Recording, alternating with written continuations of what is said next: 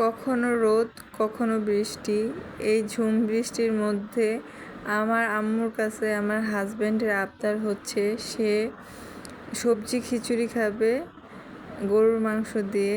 তাই আম্মু সবজি খিচুড়ি রান্না করছে গরুর মাংস দিয়ে আমাদের সবার জন্য। আমি আর কি করব, বসে বসে আম্মুর রান্না দেখতেছি আর ভিডিও করতেছি কিভাবে আম্মু এত মজাদার খাবার রান্না করে। আমার খাবার মজা হয় কিন্তু আম্মুর মতো এতটা মজা হয় না। আম্মুর সব খাবারই আমরা এবং আমার হাজব্যান্ড খুব পছন্দ করে, তাই শাশুড়িকে দিয়ে আজকে তার ইচ্ছে পূরণ হলো।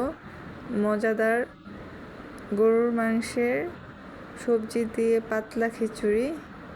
তো সবাই একসাথে বসে খাবো। খাওয়ার ভিডিওটা আর করা হলো না।